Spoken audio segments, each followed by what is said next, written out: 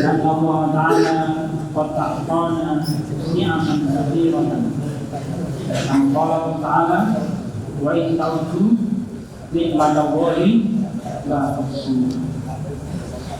Wa ba'd subayyin ba'd asyab ma dalam kalana nasrullah azza wa jalla.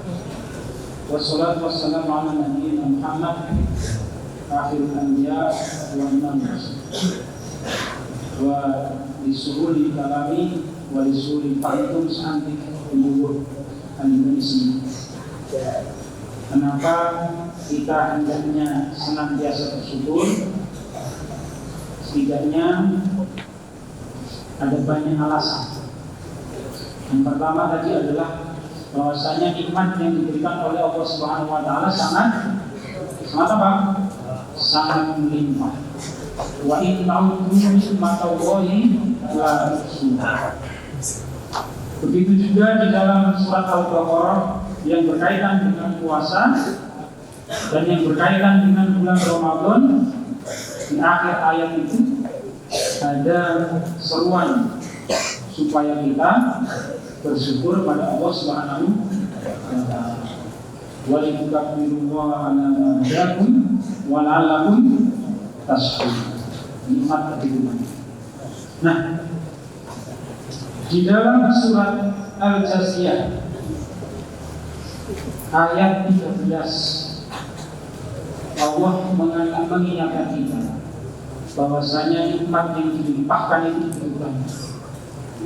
Di ayat tersebut Allah berfirman, wa sakhkhara lakum ma fis samawati wa ma fil ardi jami'an minhu wa sakhkhara lakum. Wa sakhkhara, dan Allah telah menundukkan lakum untuk kamu semuanya, untuk kita semua. Ma fis samawati wa ma fil ardi jami'an minhu. Ma fis samawati wa ma fil ardi. Segala apa yang ada di langit dan segala apa yang ada di bumi itu semuanya ditundukkan oleh Allah Subhanahu wa taala supaya kemanfaatannya ini dapat diberikan kepada kita semua. Ini berkaitan dengan bulan puasa atau bulan-bulan yang lain. Ini juga menunjukkan bahwasanya apa yang disampaikan oleh Rasulullah dan apa yang di dalam Al-Quran itu bisa diuji. Apa kaitannya dengan bulan puasa? Bulan puasa atau bulan-bulan yang lainnya di dalam bulan Ramadan itu ditentukan berdasarkan peredaran bulan, berdasarkan peredaran bulan. Nah,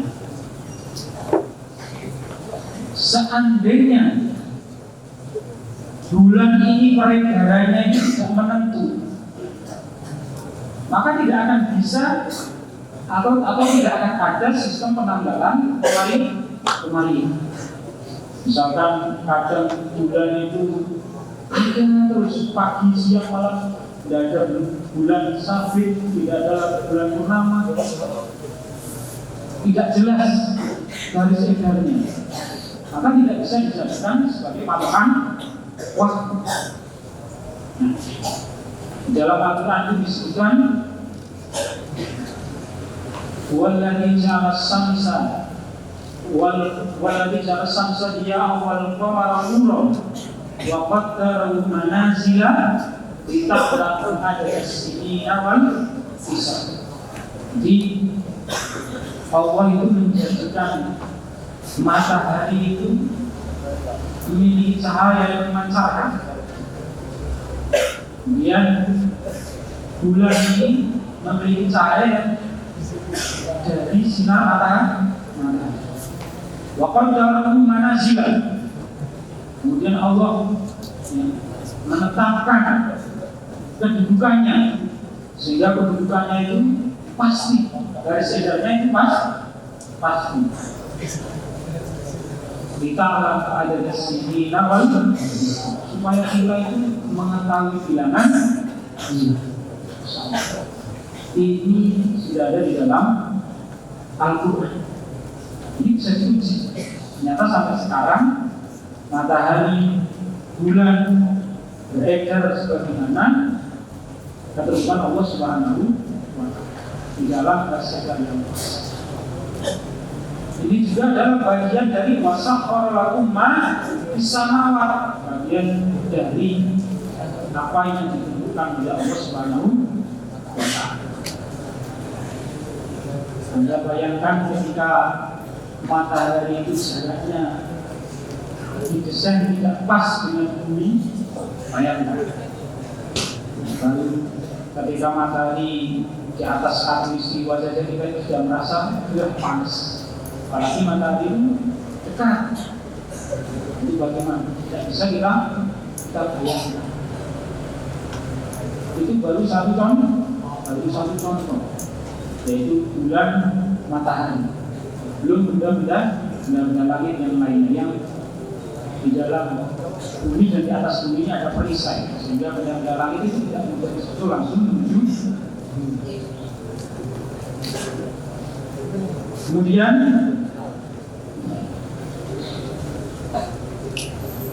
wa ma fil ardi, segala apa yang ada di bumi ini ditentukan oleh Allah Subhanahu wa Ta'ala. Termasuk apa? Termasuk lautan, termasuk sungai, termasuk tanah. Ini ditentukan oleh Allah Subhanahu wa Ta'ala. Anda bayangkan kalau tanah ini tidak jelas pergeserannya, maka akan terus terjadi apa? Gempa. Lalu gempa sedikit saja sudah istighfarnya luar biasa. Ini ditunjukkan oleh Allah Subhanahu wa Ta'ala. Bumi terhampar sehingga bisa dijadikan tempat bumi. Ini salah satu dari hikmah apa yang diberikan oleh Allah Subhanahu supaya kita senantiasa bersyukur. Begitu juga dengan lautan, kita bisa merasakan berbagai macam asma. Ada golok, ya, ada cumi, ada apa lagi? Ada tuna, bahkan tempe dan gimbal yang lainnya dari tumbuhan yang ditentukan oleh Allah Subhanahu wa Ta'ala. Lantas bagaimana kita tidak bersyukur pada Allah Subhanahu? Maka di dalam proses menjalani puasa, ibadah puasa ini, kita hendaknya bertafakur bahwasanya kita itu diberi nikmat yang luar biasa oleh Allah Subhanahu wa Ta'ala. Satu lagi, termasuk ketika kita puasa itu, secara tidak langsung mengingatkan bahwasanya kita adalah seorang makhluk yang sangat lemah. Baru tidak makan selama 12 jam saja, itu sudah lemas, ya, biar lemas. Ini baru 12 apa? Baru 12 jam sampai sudah jam 12 jam. Bayangkan kalau itu berapa hari, bisa itu. Maka itu bisa jadi bahan renungan untuk mengingatkan nikmat Allah Subhanahu. Setiap makanan yang kita makan, setidaknya setiap dari kita itu merasakan bagaimana lidah kita itu didesain oleh Allah Subhanahu wa Ta'ala dengan berbagai macam reseptor yang bisa mendeteksi rasa. Ada asin, ada pahit, ada manis, ada gurih.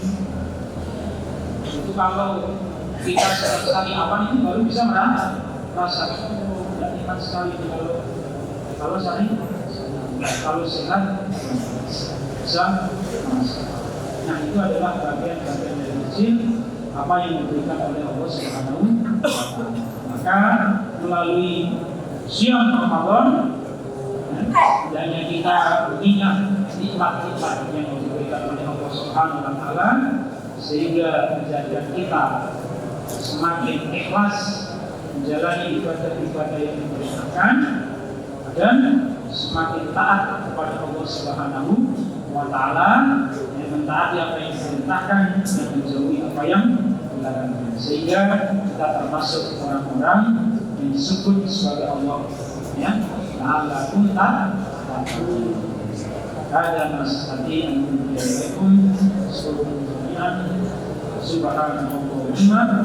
wa bihamdihi asyhadu an la ilaha illa anta astaghfiruka wa atubu ilaik. Assalamualaikum warahmatullahi wabarakatuh.